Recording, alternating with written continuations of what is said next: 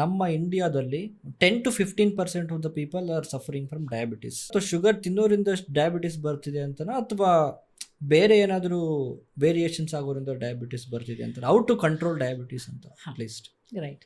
So ಇದು actually diabetes ಅನ್ನೋದು ಹಿಂದಿನ ಕಾಲದಲ್ಲ ಇರೋ ಡಿಸೀಸ್ ಆಗಿರಲಿಲ್ಲ. ಇದು ಹಿಂದಿನ ಕಾಲದಲ್ಲಿ ನಮ್ಮ ಮುತ್ತಾತರನ್ನೆಲ್ಲ ಕೇಳಿದ್ರೆ ಆ ಥರ ಒಂದು ಶಬ್ದಗಳನ್ನ ಅವ್ರು ಕೇಳಿರಲ್ಲ. ಇತ್ತೀಚಿನ ದಿನಗಳಲ್ಲಿ ಕೇಳ್ಪಡ್ತಾ ಇರೋ ಒಂದು ಮತ್ತೆ ಹೆಚ್ಚು ಕಮ್ಮಿ ಎಲ್ಲರಲ್ಲೂ ಒಂದು 10 ಮನೆಗಳಲ್ಲಿ ಒಂದು 8 ಮನೆಗಳಲ್ಲಂತೂ ಡಯಾಬಿಟಿಸ್ ಇದ್ದೇ ಇದೆ. ಯಾಕೆ ಅಂತ ಆನ್ಸರ್ ಹುಡುಕಿದ್ರೆ, ಇದಕ್ಕೆ ಉತ್ತರ ಹುಡುಕಿದ್ರೆ ನಮ್ಮ ಕಣ್ಣು ಮುಂದೆ ಅದರ ಆನ್ಸರ್ ಸಿಗತ್ತೆ. ಎಲ್ಲ ಒಂದು ಕಾಮನ್ ಸೆನ್ಸಿಗೆ ಅದು ಆನ್ಸರ್ ಸಿಕ್ಬಿಡತ್ತೆ. ಏನಂತ ಹೇಳಿದ್ರೆ ಸ್ಟ್ರೆಸ್ಫುಲ್ ಲೈಫ್ ಅಂತ ಹೇಳಿದ್ರೆ ಒಂದು ಎಲ್ಲದರಲ್ಲೂ ಏನು ಗೊತ್ತಾ, ಒಂದು ನಾವು ಬ್ರೈನಿಗೆ ವಿಪರೀತ ಸ್ಟ್ರೆಸ್ ಕೊಡ್ತೀವಿ. ಸೊ ನಾನು ಹೇಳಿದೆ ನಿದ್ದೆ ಅವಶ್ಯಕ. ಓಕೆ, ಸ್ಲೀಪ್ ಇಸ್ ಒಂದು ಡೀಪ್ ಸ್ಲೀಪ್ ಇಲ್ಲ, ಒಂದು ಕನ್ಸಿಸ್ಟೆಂಟ್ ಸ್ಲೀಪ್ ನಮ್ಮಲ್ಲಿ ಇಲ್ಲ ಅಂತ ಹೇಳಿದ್ರೆ ಬ್ರೈನ್ ಶ್ರಿಂಕ್ ಆಗುತ್ತೆ.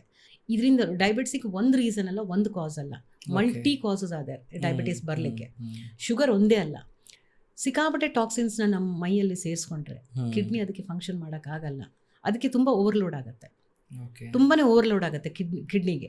ಸೊ ಅದಕ್ಕೆ ಏನು ಹೇಳ್ತಾರೆ, ಹಿಂದಿನ ಕಾಲದಲ್ಲಿ ಒಂದಿನ ಉಪವಾಸ, ಏಕಾದಶಿ, ಹೀಗೆ ವ್ರತಗಳೆಲ್ಲ ನಮ್ಮ ಹಿಂದೂ ಸಂಸ್ಕಾರಗಳಲ್ಲಂತೂ ನಾವು ನೋಡ್ತಾನೆ ಇದ್ದೀವಿ. ಉಪವಾಸಗಳು ಜಾಸ್ತಿ ಇರುತ್ತೆ. ಇದೆಲ್ಲ ಒಂದೇ ರೀಸನ್, ಏಕಾದಶಿ ಮಾಡಬೇಕು ಅಂತಲ್ಲ, ಇದೆಲ್ಲ ಒಂದೇ ರೀಸನ್. ಯಾಕಂದ್ರೆ ಒಂದು ದಿನ ಬಾಡಿನ ಫಾಸ್ಟಲ್ಲಿಟ್ಟರೆ ಇಲ್ಲ ವಾಟರ್ ಅಷ್ಟೇ ಇಟ್ಟರೆ ಬಾಡಿಗೆ ಒಂದು ಕ್ಲೆನ್ಸಿಂಗ್ ಸಿಗತ್ತೆ, ಒಂದು ಕ್ಲೀನಿಂಗ್. ಯಾವುದನ್ನು ಕ್ಲೀನ್ ಮಾಡಬೇಕು. ನಮ್ಮ ಮನೆ ಕಿಚನಲ್ಲಿ ನಾವು ವಸ್ತುಗಳನ್ನ ಹಾಗೆ ಇಟ್ಬಿಟ್ರೆ ಅದೇನಾಗುತ್ತೆ, ಎಲ್ಲ ಒಂದು ಮೆಸ್ ಆಗಿಬಿಡುತ್ತೆ. ಸೊ ಅದನ್ನು ನಾವು ವೀಕ್ಲಿ ಒಂದು ಕ್ಲೀನ್ ಮಾಡಿದ್ರೆ ಅದರಲ್ಲೊಂದು ಕ್ಲೀನ್ ಇದೆ. ಅದೇ ರೀತಿ ದೇಹದಲ್ಲ ಆರ್ಗನ್ನು, ಈ ಆರ್ಗನ್ನ ಏನಂತ ಹೇಳಿದ್ರೆ ಕ್ಲೀನ್ ಮಾಡ್ತಾನೆ ಇರಬೇಕು. ಸೊ ಇದಕ್ಕೊಂದು ಫಾಸ್ಟಿಂಗ್ ಹೆಲ್ಪ್ ಮಾಡುತ್ತೆ. ಇಲ್ಲ ಅಂದರೆ ಇತ್ತೀಚಿನ ದಿನಗಳಲ್ಲಿ ಒಂದು ಮಾಡ್ತಿರ್ತಾರೆ intermittent fasting, once in a way, ಅದು ಒಳ್ಳೆಯದೇ. ಸೊ ಏನಾಗುತ್ತೆ, 6 ಗಂಟೆಗಿಂತ ಮುಂಚೆ, ಸೂರ್ಯ ಮುಳುಗೋಕ್ಕಿಂತ ಮುಂಚೆ ನಾವು ಆಹಾರ ಸೇವನೆ ಕಂಪ್ಲೀಟ್ ಮಾಡಿದರೆ ಆ ಉಳಿದಿದ್ದ ಅವರ್ಸ್ಗಳಲ್ಲಿ ಏನಾಗುತ್ತೆ, ಬಾಡಿಗೆ ಒಂದು ರೆಸ್ಟ್ ಸಿಗುತ್ತೆ. ಇಲ್ಲ ಅಂತ ಹೇಳಿದ್ರೆ ಒಂದು ಇದು ಇಲ್ಲ ಅಂದರೆ ಎಲ್ಲ ಆರ್ಗನ್ಗಳಿಗೂ OT ಮಾಡಬೇಕಾಗತ್ತೆ, ಓವರ್ ಟೈಮ್ ಡ್ಯೂಟಿ. ಎಲ್ಲ ಆರ್ಗನ್ಗಳಿಗೂ ಓವರ್ ಟೈಮ್ ಡ್ಯೂಟಿ.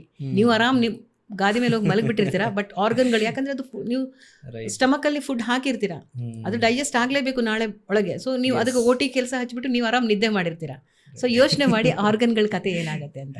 ಸೊ ಅದಕ್ಕಾಗಿ ಏನಾಗುತ್ತೆ, ಈ ಡಯಾಬಿಟೀಸಿಗೆ ರೀಸನು ಒಂದು ಏನಾಗುತ್ತೆ, ಕಿಡ್ನಿ ಕೆಲವೊಂದನ್ನ ಅಸಿಮ್ಯುಲೇಟ್ ಮಾಡೋಕ್ಕಾಗಲ್ಲ, ಅದಕ್ಕೆ ಓವರ್ ಡ್ಯೂಟಿ ಆಗುತ್ತೆ. ಈ ರೀತಿ ಓವರ್ ಡ್ಯೂಟಿ ಇದೆ. ನೀವು ಲೇಟ್ ನೈಟಲ್ಲಿ 10 ಗಂಟೆಗೆ ಊಟ ಮಾಡೋದು, 11 ಗಂಟೆಗೆ ಊಟ ಮಾಡೋದು, 12 ಗಂಟೆಗೆ ಊಟ ಮಾಡೋದು ಮಾಡಿದ್ರೆ they can't function properly. So ಇದೇನಾಗುತ್ತೆ, ಡೈಜೆಷನ್ ಪ್ರೊಸೆಸ್ ಪ್ರಾಪರ್ ಆಗದೆ ಎಲ್ಲ ಟಾಕ್ಸಿನ್ಸ್ ಆಗಿ, ಅದು ಒಂದು ರೀಸನು. ನಿದ್ದೆ ಇನ್ನೊಂದು ರೀಸನು, ಪ್ರೆಷರ್ ಇನ್ನೊಂದು ರೀಸನ್, ಸ್ಟ್ರೆಸ್ ತುಂಬ ತೊಗೊಂಡಷ್ಟು ಬ್ರೈನ್ ಶ್ರಿಂಕೇಜ್ ಸ್ಟಾರ್ಟ್ ಆಗುತ್ತೆ.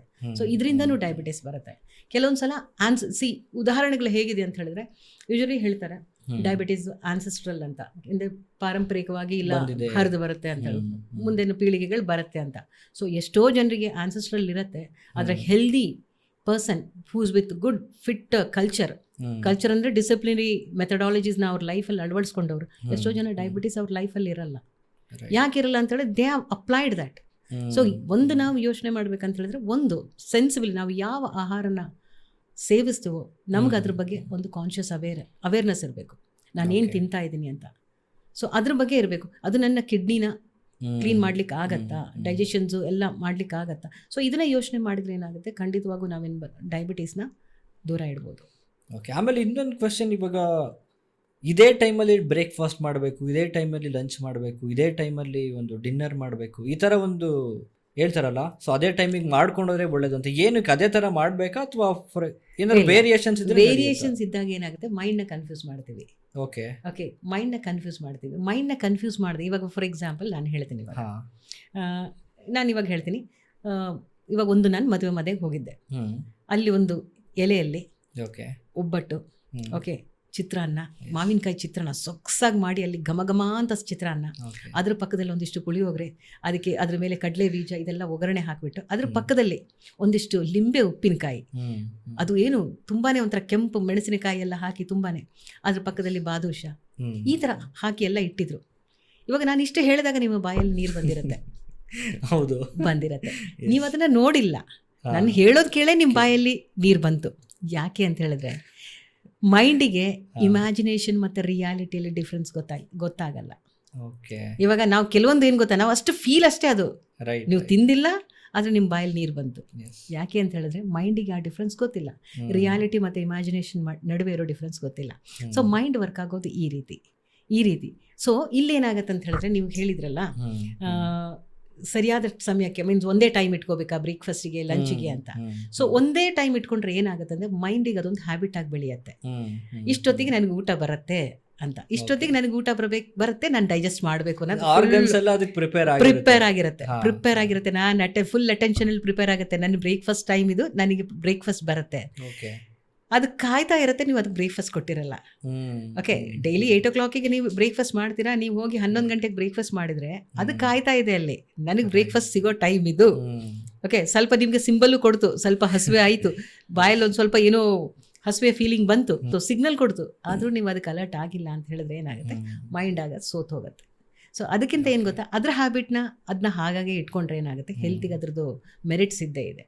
ಸೊ ಕರೆಕ್ಟಾಗಿ ಒಂದು ನಿರ್ದಿಷ್ಟ ಸಮಯದಲ್ಲಿ 1/2 hour ಆಚೆ ಈಚೆ, ಇಲ್ಲ ಅಪ್ರಾಕ್ಸಿಮೇಟ್ಲಿ 1/4 ಗಂಟೆ ಆಚೆ ಈಚೆಯಲ್ಲಿ ಅದೇ ಟೈಮಿಗೆ ತಿಂಡಿ ಊಟ ಹಾಗೆ ರಾತ್ರಿ ಊಟ ಮಾಡಿದರೆ ಏನಾಗುತ್ತೆ, ಮೈಂಡಿಗೆ ಫುಲ್ ಕಾನ್ಫಿಡೆನ್ಸ್ ಬೆಳೆದ್ಬಿಡುತ್ತೆ. ಓ, ನನ್ನ ಪರ್ಟಿಕ್ಯುಲರ್ ಟೈಮ್, ನನ್ನ ಡಿಸಿಪ್ಲಿನ್ ಇದು, ಅದು ಫುಲ್ ಅಟೆನ್ಷನಲ್ಲಿ ಕೆಲಸ ಕಾರ್ಯ ನಿರ್ವಹಿಸುತ್ತೆ.